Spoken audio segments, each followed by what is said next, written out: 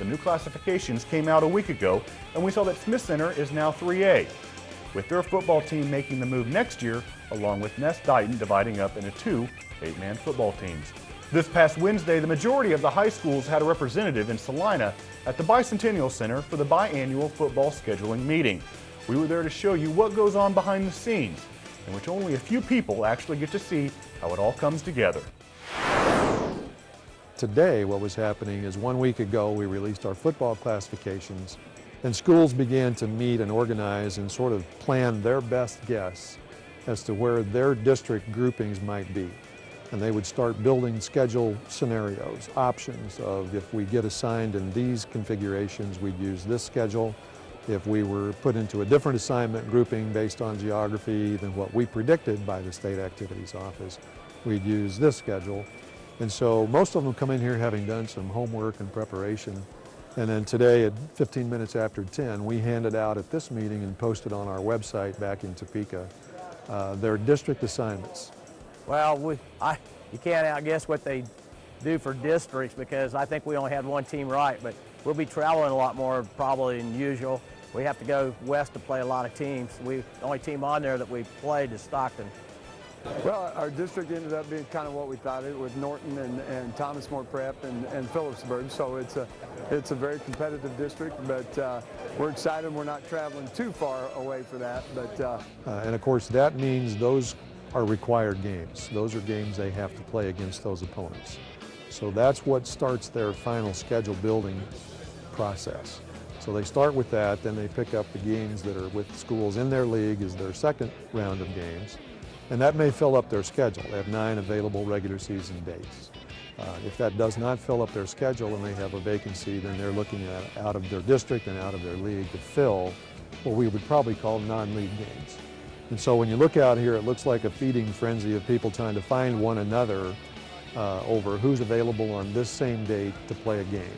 And of course, then they're trying to balance their schedule for a relatively equal number of games at home and games away. It's amazing, everybody's got a different agenda.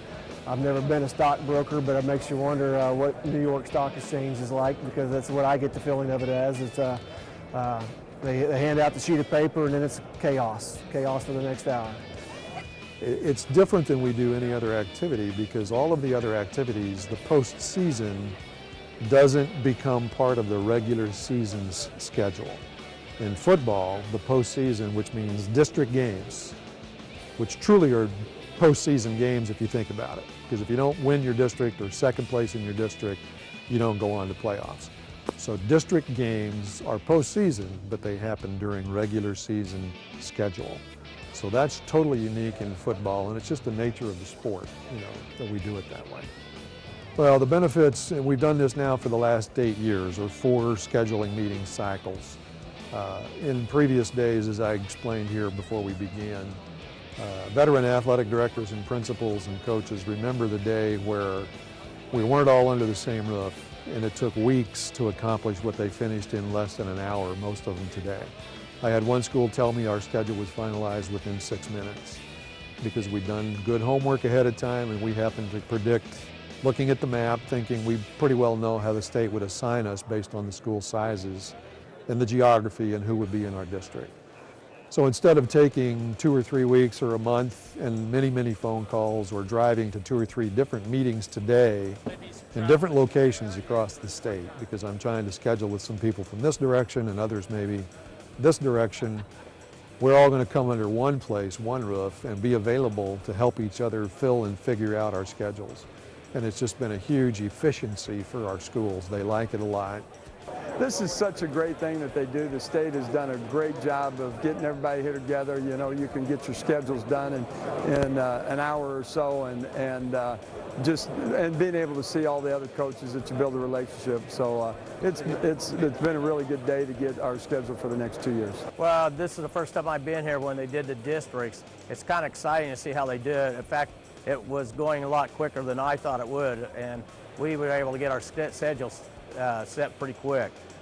As we know, they may not get the perfect schedule. They may not get everybody they want to play in their district.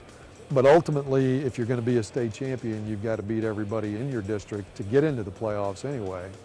as somebody said today, you know, it doesn't do me any good to be in a soft, easy district.